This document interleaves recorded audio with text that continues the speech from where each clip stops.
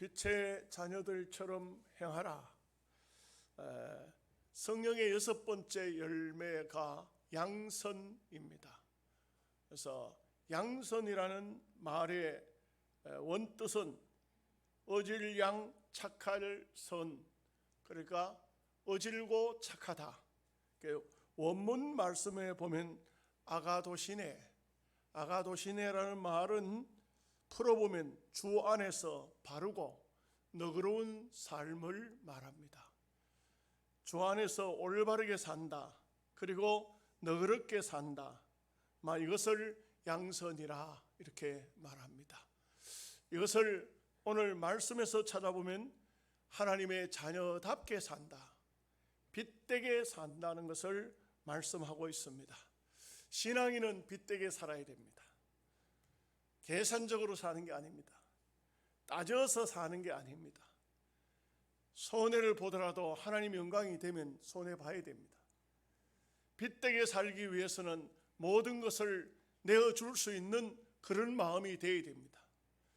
남들이 우리에게 욕한다고 같이 욕하고, 남들이 우리를 비판한다고 같이 비판하고, 남들이 우리에게 인사한다고 인사하면 성경은 너희가 이방인과 다를 게 뭐가 있느냐, 똑같다는 것을 말하고 있습니다. 제가 어떤 목사님이 쓴 간증을 읽어보는데, 글을 읽어보는데 아주 재미있는 글이 있더라고요. 시골에서 두 가정이 아주 친하게 지냈습니다. 아주 이웃 사촌이라 하죠. 아주 친하게 지냈는데 한 가정이 예수님을 믿게 됩니다. 그 예수를 믿게 되니까 이 불신자는 친구를 잃어버린 겁니다. 얼마나 섭섭하겠어요. 자네가 왜 예수를 믿는다고 그러냐, 그 예수 포기해라, 내하고 친구하면 되지, 뭐 예수를 믿으려고 하냐. 그런데 이 사람은 복음을 발견하니까, 예수님을 얻으니까 어쩔 수 없이 친구야 미안하다, 나는 예수 없이는 이제 못 살겠다, 예수 믿겠다, 그렇게 해서 교회를 나갑니다. 그런데 이제 사건이 벌어져요. 이 예수를 믿는 성도의 가정에 돼지가 울타리를 뛰어넘어 가지고 그 불신자의 밭에 감자를, 이놈이 쉬지도 않고 밤새도록 그 감자를 다 디비셨어요. 감자밭을. 그러는 바람에 감자가 이게 엉망이 되어버렸어요. 어떻게 할 수가 없어요. 그런데 그 불신자가 감자밭을 물어달라는 게 아니고 돼지를 억류한 겁니다. 붙잡은 겁니다. 돼지 못 주겠다, 이게. 이 세상에 이런 법이 어디 있습니까? 감자밭 물어달라 하는 것은 이해가 되지만 돼지를 붙잡아 놓고 못 주겠다는 거예요. 이 돼지는 새끼를 뵌 돼지인데, 그러니까 이걸 고소를 해야 되나 싸워야 되나 친구 사이로 그동안 살다가 이거 정말 곤란한 문제가 생겼어요. 목사님께 찾아왔습니다. 목사님, 우리 돼지가 이웃집 감자밭을 망쳤는데 그 집에서 돼지를 붙잡아 놓고 안 줍니다. 감자값은 얼마 안 되지만 돼지는 이거 값이 비싼데 이게 또 새끼까지 뵀는데 이럴 수가 있습니까? 그러니까 목사님이 성경을 읽어줬어요. 너희에게 무난한 자에게 무난하면 너희가 이방인과 다를 게 뭐 있느냐, 너희들을 향해서 욕하는 자에게 같이 욕하면 이방인과 다를 바가 하나도 없다. 성도님, 큰 손해이지만 그냥 주십시오. 그러니까 이분이 얼마나 화가 나겠어요. 얼마나 속이 상하겠습니까?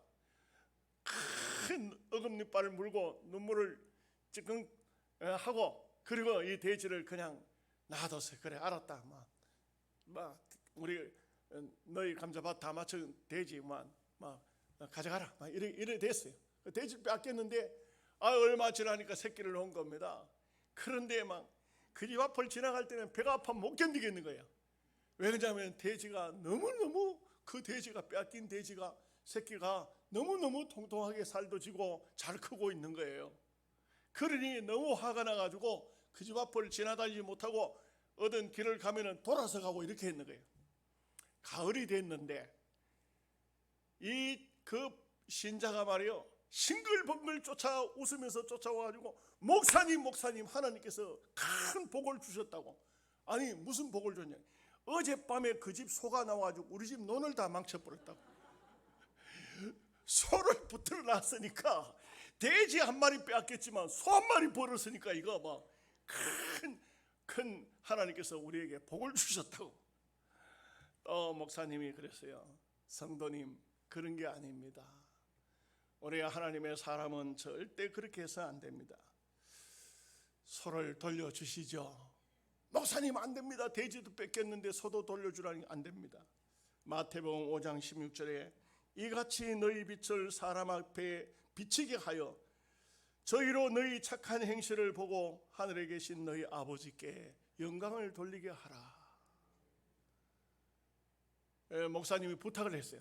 돌려주되 환한 얼굴로 돌려주지 말고 즐거운 얼굴로, 자네 소가 우리 논을 다 망쳤지만 나는 소를 돌려주네 하고, 그리고 돌려주라고 했어요. 이렇게 소를 돌려줬더니 이 불신자가 눈이 둥그러진 거예요. 소 뺏겼다 싶었는데 소를 돌려주니까. 그런데 그 다음날 아침에 이 불신자가 밤새도록 고민을 한 것 같아. 열심히 먹인 돼지를 리아가에 다 돼지하고 새끼하고 싣고 도로 가지고 와서 밖에, 나는 예수님이 그렇게 좋은 분인 줄 몰랐네, 자네를 보고 예수님을 알았네, 이렇게 얘기를 하더라는 것입니다. 그렇습니다. 갈라디아 6장 9절 말씀에 우리가 선을 행하되 낙심하지 말지니 피곤하지 아니하면 때가 이름에 거두리라. 반드시 하나님께서는 우리가 착하게 살면 절대 망하도록, 절대 거지가 되도록 하나님께서 그렇게 두지 아니하신다. 자, 첫 번째로 생각할 말씀은 빛의 자녀는 착하고 의롭게 살아야 된다, 그렇게 말씀하고 있습니다. 여기 9절 말씀에 빛의 열매는 모든 착함과 의로움과 진실함에 있느니라, 그렇게 말씀했습니다. 우리가 하나님의 자녀면 오늘 말씀 속에서 보면 다른 말로 빛의 자녀라 이거죠. 하나님은 빛이라, 우리는 빛의 자녀라. 하나님이 빛된 분이시면 우리도 어두운 삶을 살아서는 안 된다는 것이죠. 요한복음 12장 46절에 나는 빛으로 세상에 왔나니 무릇 나를 믿는 자는 어두움에 거하지 않게 하려 함이로라. 찬송가 502장의 가사가 어떻게 되죠? 빛의 사자들이여 어서 가서 어둠을 물리치고 주의 진리 모르는 백성에게 복음의 빛 비춰라. 빛의 사자들이여. 아무도 모르시죠? 이 찬송가가 내가 처음 부르는 것 같아. 복음의 빛 비춰라. 죄로 어두운 밤 밝게 비춰라. 빛의 사자들이여. 우리는 찬송가는 이렇게 잘 부르는데 과연 빛되게 살고 있느냐? 조금만 손해 봐도 막 그냥 얼굴이 변하고 과함을 치고 그만 이성을 잃어버리고 이렇게 하는 것은 하나님의 방법이 아니다 이 말이죠. 우리가 성경을 보면은 사도행전 11장 24절에 바나바는 착한 사람이요 성령과 믿음이 충만한 사람이라. 이에 큰 무리가 주께 더하여 지더라. 여러분, 목사가 착하면 교인들이 불어나요. 또 여러분들이 착하면 불신자에게 전도를 할 수 있어요.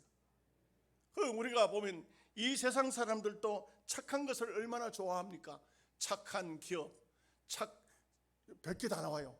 착한 냉면, 착한 밥상, 착한 식당, 원래 착하다는 것은 사람에게 말해야 되죠. 사람에게. 그런데 이렇게 사람들이 착함을 좋아하고 자기네들은 착하지 못해도 착한 것을 좋아해요. 그렇기 때문에 우리가 착하게 살면, 우리가 정말 착하면 불신자들이 그러는 거예요. 야, 예수 믿는 사람 다르네. 정말 다르네. 예수 믿는 사람이 다르네. 이게 어디서 나오느냐? 뭐 특별한 게 아니에요. 여러분들이 착할 때, 여러분이 선하게 살 때에, 여러분들이 진실하게 살 때에 착하다는 말을 들어요. 이 착한 사람이 되어야 되는 거예요. 그렇기 때문에 우리가 성경을 보면은 믿음의 사람들은 다 진실했어요. 요셉도 그러고 다니엘도 그랬고 에스더도 그렇고, 이런 사람들이 다 우리가 믿음의 사람이라 하지만 믿음의 사람은 한마디로 진실하고, 진실한 사람은 착했어요. 그래서 우리가 이런 믿음의 사람이 되어야 됩니다. 마태복음 5장 14절에서 16절 말씀에 너희는 세상의 빛이라. 산 위에 있는 동네가 숨겨지지 못할 것이요 사람이 등불을 켜서 말 아래에 두지 아니하고 등경 위에 두나니 이러므로 집안 모든 사람에게 비치느니라. 이같이 너희 빛이 사람 앞에 비치게 하여 그들로 너희 착한 행실을 보고 하늘에 계신 너희 아버지께 영광을 돌리게 하라. 우리가 착하게 살면은 하나님께 영광이 돼요. 우리가 정말 손해 봐가면서, 여러분 착하다는 속에는 다 손해가 들어가 있어야 돼요. 우리가 손해 봐야 돼요. 손해 보면은 착하다 그래요. 육신적으로 이익을 보려고 하지 않고, 그리고 남들에게 도움을 주고 희생하고 이타적이고, 우리가 이렇게 하면은 그 사람 착해, 그 사람 착한 사람이야, 그 사람 법 없이도 살아, 그 사람은 자기 손해 보는 사람이야. 인간적으로 보면 바보 같을지라도 이 얼마나 착한 일인 것입니까? 요한복음 8장 12절 말씀에 예수께서 또 말씀하여 이르시되 나는 세상의 빛이니 나를 따르는 자는 어두움에 다니지 아니하고 생명의 빛을 얻으리라. 예수님을 따르는데, 예수님의 빛인데, 예수님을 따라가면 마치 태양빛이 있는 동안에는 우리도 밝은 빛을 태양을 통해서 나타낼 수 있는 겁니다. 우리는 반사체입니다. 태양의 열을, 태양의 빛을 받아 나타내는 것이죠. 벤자민 프랭클린, 미국의 정치가죠. 이분은 옛날에 전기가 없을 때입니다. 등불을 켜서 밤새도록 집 밖에 걸어두었다고 합니다. 사람들이 물었습니다. 등불을 왜 켜두십니까? 왜 그렇게 걸어놓으십니까? 자기가 하는 말이, 프랭클이 하는 말이, 우리 집 앞을 지나가는 사람들이 어두워서 실수하지 않게 하기 위해서 등불을 켜둔다. 여러분, 우리가 믿음의 빛을 바라면은 많은 사람에게 얼마나 아름다운 모습을 보여줄 수가 있는 것입니까? 그 다음에요, 10절 말씀에 두 번째로 말씀할 것은 주를 기쁘시게 할 것이 무엇인가 시험하여 보라. 그 빛의 자녀는 무엇보다도 항상 하나님이 무엇을 기뻐하실까? 하나님이 무엇을 좋아하실까? 하나님이 기뻐하시는, 하나님이 좋아하시는 것을 바로 행하는 것이, 그렇게 하면요 많은 사람에게 유익이 돼요. 성경을 통해서 우리가 말씀대로 산다는 것은요 절대적으로 우리 희생 없이는 그렇게 살 수가 없어요. 성경은 전부 우리에게 희생을 요구하고 있어요. 예수님도 십자가를 지셨듯이 우리도 십자가를 지고 그리고 사람들에게 희생을 하라. 이게 참 중요하고 좋습니다. 우리 교회 임직식 했죠. 아마 임직 받으신 분들 중에 불만이 있을 수도 있어요. 다른 교회들은 다 가보면은 임직 패도 해주고 뭐 예배 시간에 축하도 해주고 꽃다발도 갖다 주고 이렇게 하는데, 근데 사실 제가 어떤 분의 영향을 받았어요. 어떤 분이 글을 썼는데 읽으니까 한국 교회가 타락하게 된 원인이 뭔가, 그것을 근본적으로 따지니까 교회 임직자가 순종하고 하나님 앞에 자기를 바치려고 하지 않고 영광을 받으려고 한다. 꽃다발 받고 감사패 받고 공로패 받고, 그때부터 한국 교회가 타락하기 시작했다. 제가 그 글을 읽고 난 다음에 마음에 상당히 긍정을 했습니다. 맞다. 교회 안에 일꾼이 되고 하나님의 사람이 되는 것은 죽도록 충성하고 그걸로 끝나야 되지, 영광을 받으려고 하기 때문에, 교회에 와서 무엇을 받으려고 하기 때문에 그때부터 교회가 타락한 것이다. 할 수만 있다면 하나님의 나라를 위해서, 교회를 위해서 희생하고 섬기고, 그리고 나를 희생시키는 것이 바로 주님을 기쁘시게 하는 것이고 주님의 충성된 종의 모습이 아닐 수가 없습니다. 최정인 목사님이라고요. 저는 잘 몰라요. 그냥 그분이 글을 써놓은 것을 읽어보았어요. 이분이 미국을 갔는데 목사님 이름은 밝히지 않았어요. 아주 유명한 목사님이에요. 너무너무 유명한 목사님이에요. 근데 그 목사님이 세상을 떠나시자 자녀들이 그 유품을 다 정리했어요. 떠나신 부모님 유품을 어디 가서 전시할 수도 없는 거고 그 자식들이 별 필요 없잖아요. 그래서 유품을 정리하는데 특별히 목사님이 패를 받은 게 있어요. 감사패, 공로패, 무슨 패, 임직패 말하자면 그런 패를 받은. 이 패가 큰 박스로 한 박스인데 이게 경매에 나온 겁니다. 경매에. 그 유명한 목사님이 그러니까 최정일 목사님이 미국 갔다가 그걸 보면서 저 목사님이 받은 패가 경매에 얼마에 나올까 봤는데 세상에 얼마냐면요 한국 돈으로 12,000원 낙찰된 게 12,000원. 그 왜 또 그 경매를 붙였고 또 그렇게 나올까? 12,000원이면 몇 달러죠? 10달러에 1,200원. 12,000원이면 10달러에 낙찰이 된 거예요. 그래서 이분이 낙찰된 그 모든 유품을 산 분한테 가가지고 나한테 돈을 좀 더 받고 나한테 파시오 이렇게 하니까 그냥 가져가세요. 그냥 사기를 사놓고는 하는 말이 그냥 가져가라고. 그래가지고 10달러를 주고 도로 가져왔대. 와서 보니 그 패들이 엄청나더라는 거죠. 엄청나더라는 거예요. 그 공로패, 그 감사패 하나 받기 위해서 얼마나 공을 들이고 얼마나 그 자기 자신을 그 패 하나 받으려고 했느냐. 결국은 세상을 떠나고 났을 때 그런 공로를 알아주는 사람은 아무도 없습니다. 우리는 어떻게 되죠? 하나님 앞에 가서 하나님으로부터 인정받는 것이 진짜입니다. 이 세상의 것은 아무것도 아니에요. 아무것도 아닙니다. 별거 아닙니다. 그래서 저는 볼 때 우리 노예도 보면요, 막 임직식 하면 무슨 폐 읽어주는 시간 다 가. 우리 노예 장로에서도 우리 장로님한테 그 장로패 주는 시간을 넣어야 된다고. 나는 순서지에 안 넣고 그냥 해주면 안 되냐? 그거 안 된다고 막. 이게 한국 교회에 흐르고 있는 정서예요. 이 정서인데 그렇게 하면 안 돼요. 목사나 장로나 집사나 권사나 하나님의 교회의 일꾼이 되면 온전히 내가 교회를 위해서 봉사를 다하고 하나님 앞에 갔을 때 하나님이 내보고 뭐라고 하실까? 하나님 앞에 설 것을 생각하고 믿음으로 해야 합니다. 고린도후서 5장 9절에서 10절 말씀에 그런즉 우리는 거하든지 떠나든지 주를 기쁘시게 하는 자 되기를 힘쓰노라. 이는 우리가 다 반드시 하나님의 심판대 앞에 드러나 각각 선악간에 그 몸으로 행한 것을 따라 받으려 함이니라. 어느 날 어느 순간에 두렵습니다. 하나님의 심판대 앞에 섰을 때 하나님께서 판결합니다. 이 세상의 공로패 감사패 아무리 많이 받았어도 하나님께서 너 왜 그랬어? 너 왜 그 모양이야? 너는 왜 내가 네게 이런 많은 훌륭한 직분을 맡겼는데 왜 일을 그렇게 했어? 변명이라도 해봐 하고 말할 때 우리가 무슨 말을 할 수가 있겠습니까? 저도요 참 웃기는 얘기지만 기도원 같은 데 집회하러 가보면 저보고 어떤 분을 만나자고 그래요. 만나면 뭐라고 하냐면 목사님, 그냥 목사님이라 하면은 요즘엔 성도들이 잘 안 먹어집니다. 박사님이라고 해야 됩니다. 목사님 박사 하나 받으시죠.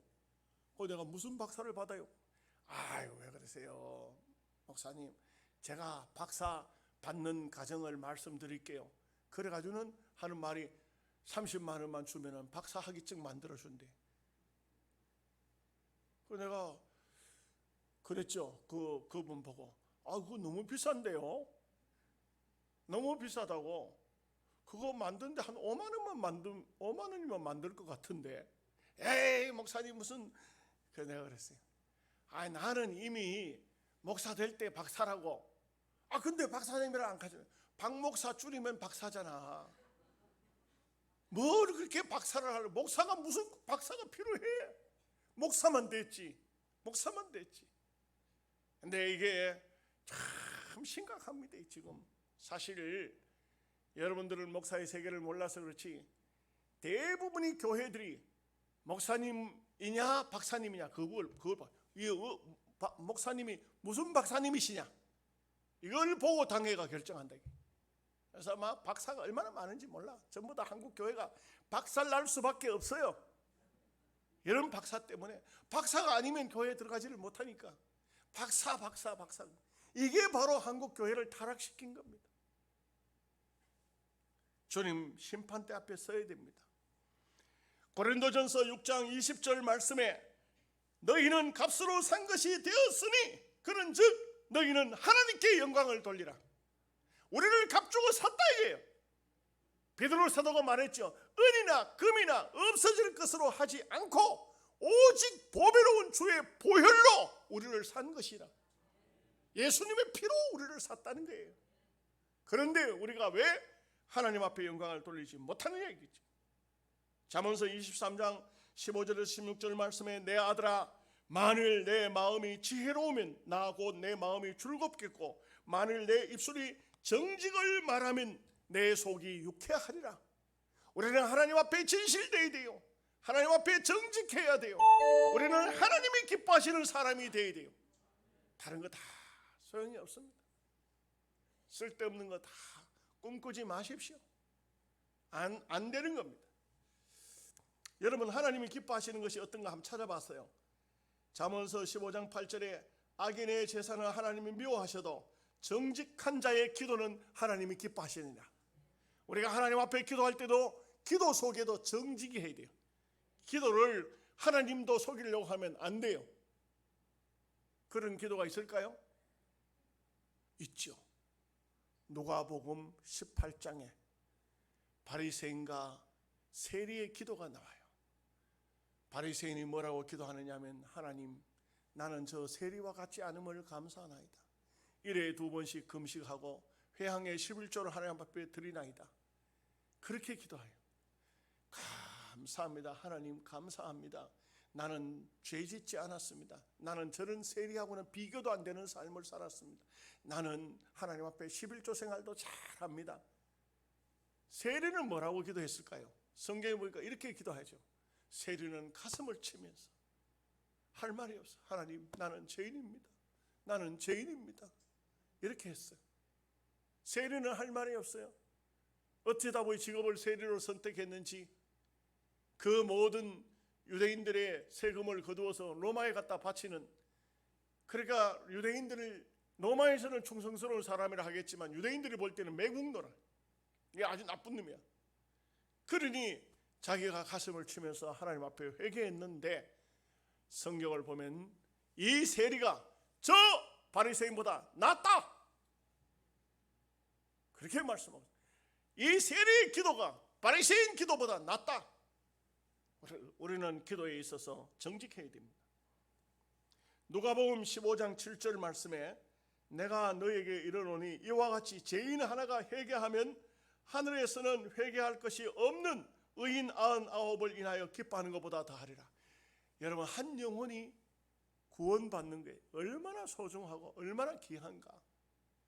영혼의 구원, 이것은 가장 귀한 일입니다. 여러분 뭐 다 주님의 백성들 다 귀하죠.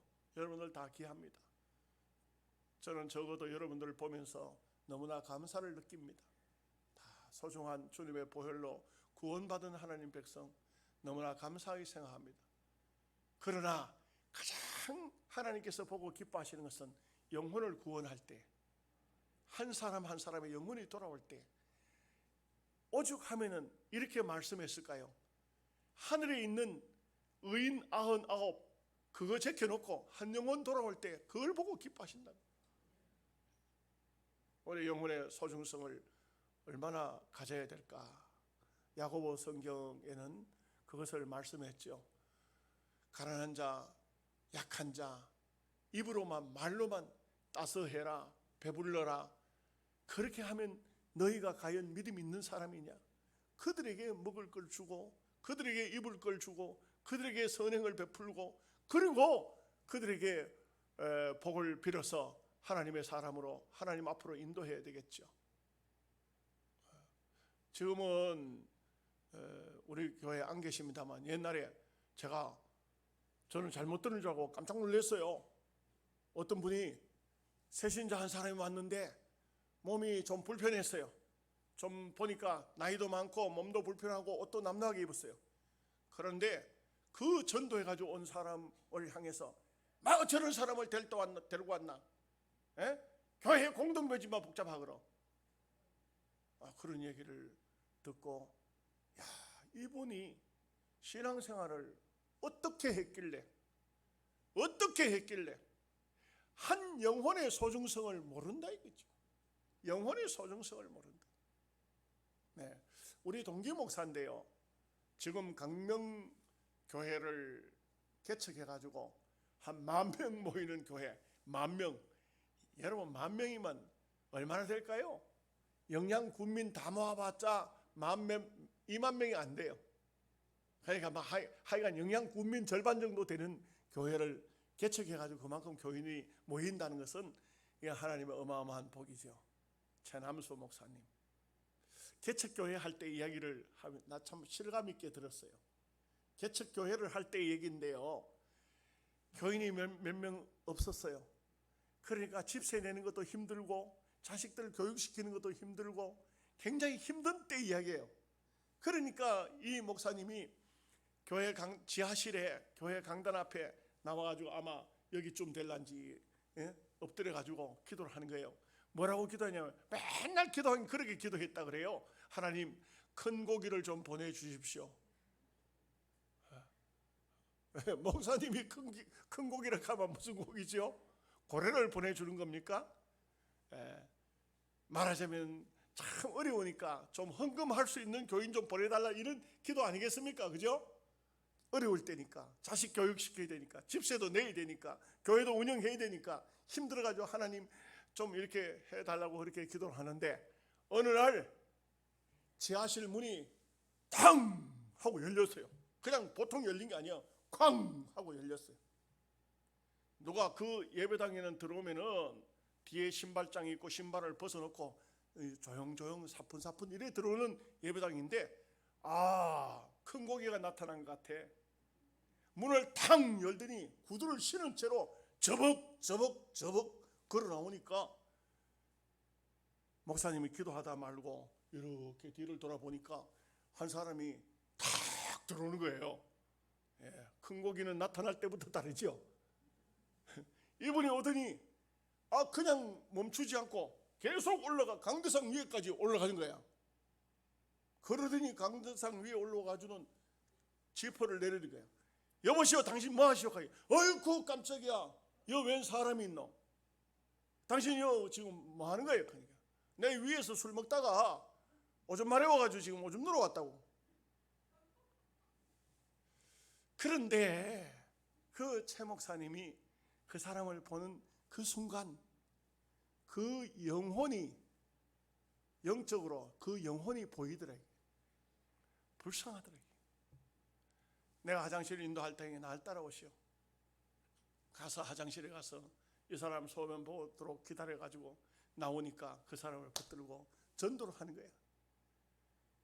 예수 믿으셔야 된다고. 인생 삶이 힘들고 어려워도 괴로워도 예수 믿으셔야 된다고. 지금 선생님의 마음의 고민거리 예수 믿으면 해결된다고. 이 사람이요 술 먹고 오줌 누러 내려왔다 목사한테 붙잡혀가지고 이거 가지도 못하고 오지도 못하고 계속 전도. 나중에 하는 말이 뭐라냐면 목사님요, 말씀하셨어. 교인이 그렇게 없는겨. 어째가지고 술 먹다 내려온 사람 붙들고 이렇게 하는겨. 내 교회에 나오죠. 아멘. 그 사람이 그렇게 가지고 신자가 되더라 이거야. 그때부터 이 최남수 목사님이 전도하기 영혼이 보이니까 전도가 되더라 이거죠. 교회가 부흥이 되더라 이거죠. 여러분 우리가 하나님이 기뻐하시는 것은 한 영혼이 돌아올 때에 하나님 앞에 기쁨이 되는 것입니다. 그 다음에 시편 50편 23절에 보면 감사로 제사를 드린 자가 나를 영화롭게 하나니 그 행위를 옳게 하는 자에게 내가 하나님의 구원을 보이리라. 참 오늘 우리가 할렐루야 찬양대에서도 감사에 대한 찬송을 했는데 성도의 삶에 있어서 감사라는 것은 매우 중요합니다. 우리 하나님이 여러분들이 자녀를 키우는 거하고 똑같아요. 여러분 자녀를 키울 때 어떤 때가 제일 좋습니까? 어떤 때가 제일 기쁩니까? 엄마 고마워요. 아빠 감사해요. 애들이 막 생글생글 웃으면서 엄마 고마워요. 아빠 고마워요. 막 이게 철이 났다는 게 철이 났다 이게. 철이 났으면 이 철 나면 얼마나 감사해, 얼마나 좋은 겁니까? 애들 보면요, 여러분 성경학교 같은 거 하면 부모님께 감사 편지 쓰라 하지. 그 감사 편지를 쓰라 하면 써요.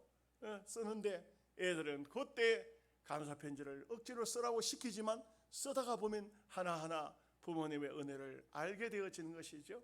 우리가 하나님이 기뻐하시는 것은 하나님은요, 하나님께 여러분의 생활과 삶을 징징 짜고 그런다고 기뻐하는 게 아니에요.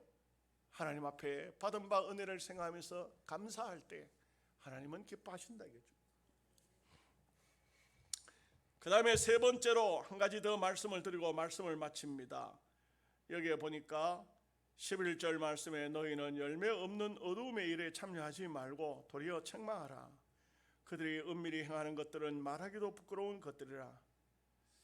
그러나 책망받는 모든 것은 빛으로 말미암아 드러나나니 드러나는 것마다 빛이니라. 어두움의 일에 참여하지 말고 어두움을 책망하라. 오늘 우리 성도가 적어도 이 세상에 누군가 잘못됐을 때 바른 방향으로 가도록 인도하고 그들을 지도하고 그들을 책망할 수 있어야 돼요. 여러분 죄송한 얘기인데 요즘에 누가 무슨 잘못된 길을 가도 책망할 사람이 없어요. 책망할 사람이 없어요. 왜요? 지도 다 똑같은 행동을 하니까. 누구를 뭐라 하겠어요? 할 말이 없어요. 남을 책망하려고 하면 자기라도 바로 살고 책망해야 되지. 정치꾼들은 다르더라고요. 정치인들은 남 책망해요. 자기도 못된 짓 하면서 남이 못된 거는 잘 찾아내. 그리고 막 책망하더라고.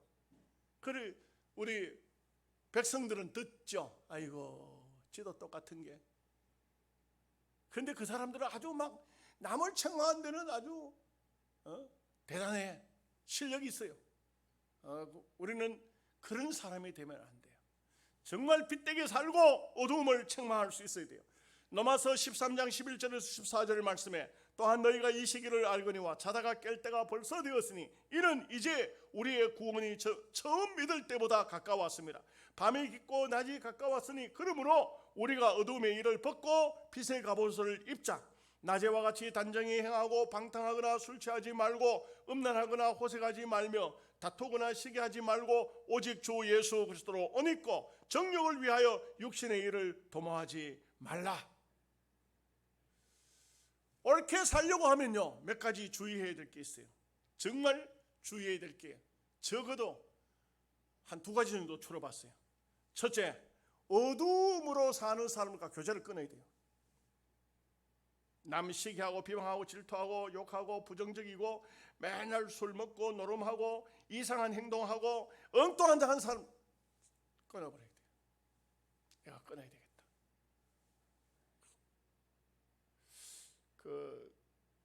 저는 목회자지만 목회자들 중에도 세속화된 사람들이 있어요. 끊어야 되겠다. 뭔가 잘못 좀 하나님 방법이 아닌데 벌써 아마 익숙해져 있어요. 하나님의 방법이 아닌데 익숙해져 있으면 본인도 잘 몰라요. 그게 옳은지 아닌지 잘 몰라요.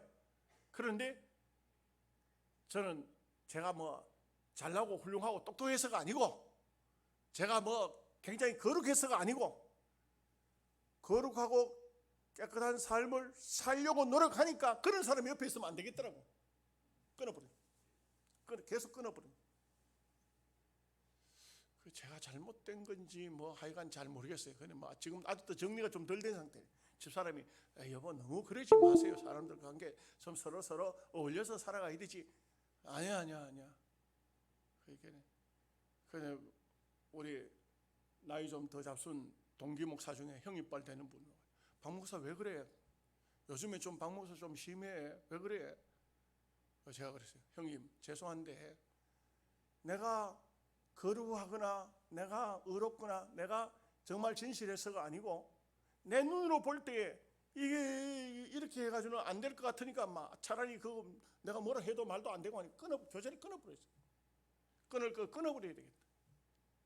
그렇게 내가 좀 잘못됐다는 것을 이야기해요. 그래서 내가 이 옛날에 삼성에서요 꼰대가 뭔가 그것을 인터넷에 띄워놓은 걸 봐서 삼성연구원에서 꼰대, 여러분 꼰대가 뭐죠? 꼰대는요 남의 말 잘 안 들어.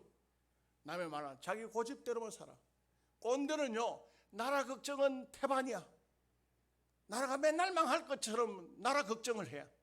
그런데 꼰대는 진짜 꼰대는요 남의 말도 안 듣고 자기 고집대로 살고 남을 무시하고, 그리고 꼰대들은 대부분 반말한대. 절대로 존댓말 안 쓴대.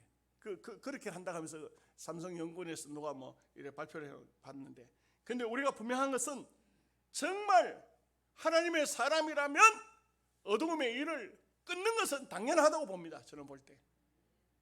그래서 성경이 이렇게 말씀하고 있죠. 지혜로운 자와 동행하면 지혜를 얻고 미련한 자와 동행하면 미련함을 얻느니라. 잠언서 13장 20절에 그렇게 말씀했어요. 그러니까 미련한 사람, 어두운 사람, 죄 짓는 사람, 이런 사람 가까이 하면은 다 그렇게 되도록 돼 있는 거예요. 그래서 이걸 끊어야 된다. 그거는 끊어야 빛된 자녀로 산다는 거죠. 두 번째는 좋은 친구, 착한 친구를 사귀어야 됩니다. 찾아야 됩니다. 기도하는 사람, 말씀대로 살고자 하는 사람, 언제나 은혜를 받고 은혜의 삶을 유지해 나가는 사람, 이런 사람을 찾아야 됩니다. 그런 것을 찾아야 됩니다. 그런 것을 습득해야 됩니다. 뭐가 착한 것인가? 착한 장소로 가자. 착한 마음을 품자. 착한 사람 만나자. 이렇게 찾아야 돼.